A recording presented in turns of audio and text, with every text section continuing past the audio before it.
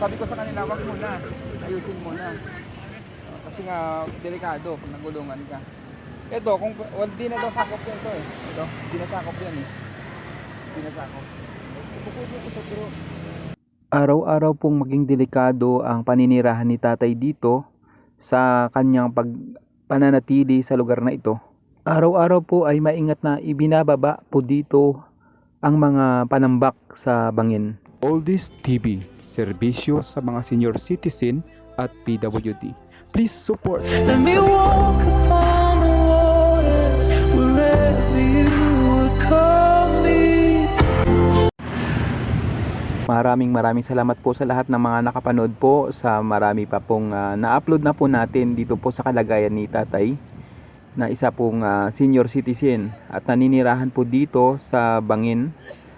At ito mismo ay nasasakupan po ito ng Blue Mountain, Barangay Santa Cruz, Antipolo City. Dalawa lang sila, mag-asawa yan.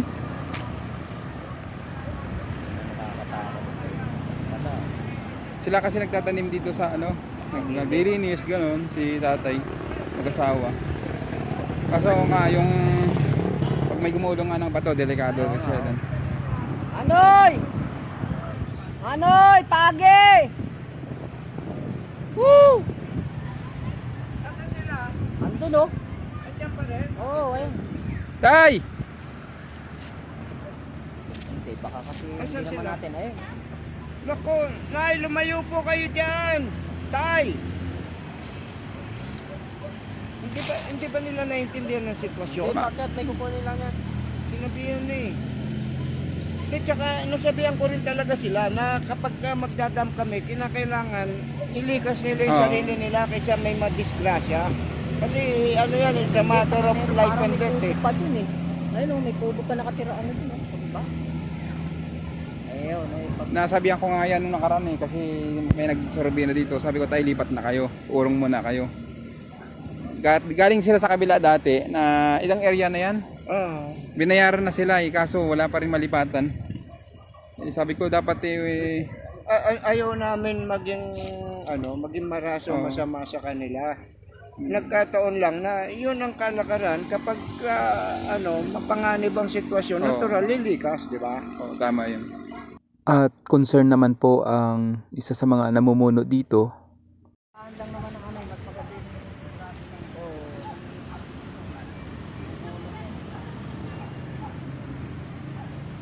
Ayan, malayo yan, pero para walang problema, dito na lang sila sa taas. Para malakas pa naman si tatay eh. Nagtatanim pa nga yan dyan sa gilid. 85 na yan eh. Ganon? Oo. Tuloy-tuloy na po yung pagtambak dito sa papatayuan sa lupa. Kaya tiri kanina na yung tatay. Ha? Building itatayo dito eh. Ito na oh. Tinatambakan mo na. Masyadong malalim.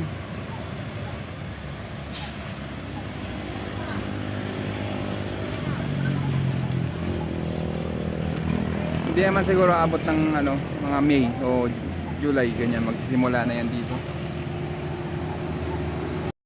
Pagkagaling ko po sa trabaho, sakto po na nadaanan ko nga po ito. Ang isa sa ating mga tinutulungan po na isang tatay na senior citizen dito mismo sa malapit sa aming lugar.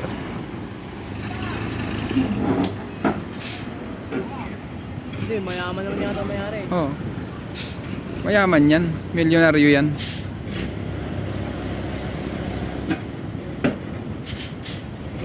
Tagal ng buhos.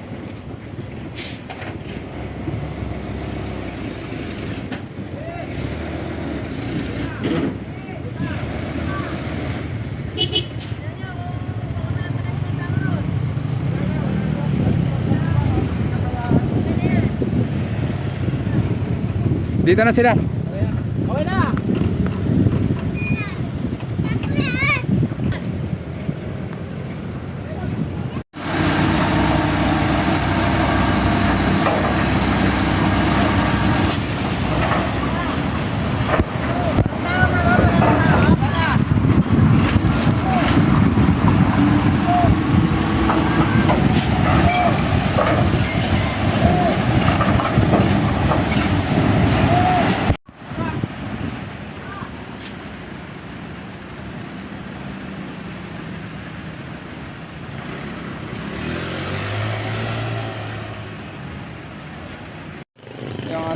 tatay. Oh. Ayaw ko rin na mapabayaan tayo, magulungan ka ng bato doon. Kaya delikado. Sabi ko sa kanila, wag muna. Ayusin muna. Kasi nga, delikado kung nagulungan ka. Ito, kung di na daw sakop yan ito eh. Ito, di na sakop yan eh. Di na sakop. Pupuli ako ito pero ano ka, dyan ka na muna. Ha? Bumaba po tayo sa lugar dito mismo sa bangin. At tiningnan po natin yung magiging kalagayan ni tatay ngayon. At nakita natin din po na talagang itong daanan na ito na pababa ay patarik. Galing ako sa trabaho, tay. Chinek din po natin kung may mga bumagsak na bato doon sa baba.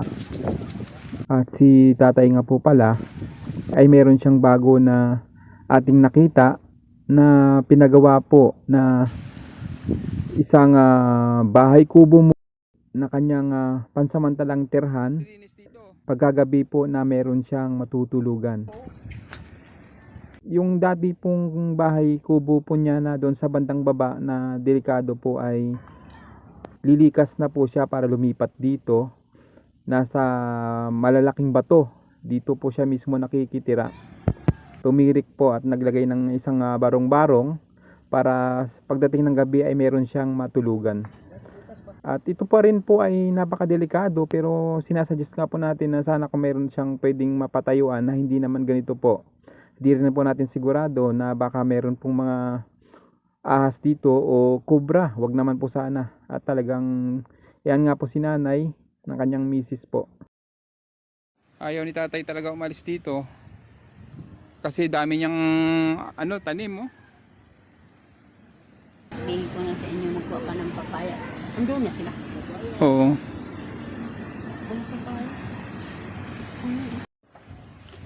Yan, kailangan malipat yung bahay ni tatay. Ito yung tinatambakan. Tinatambakan ng lupa.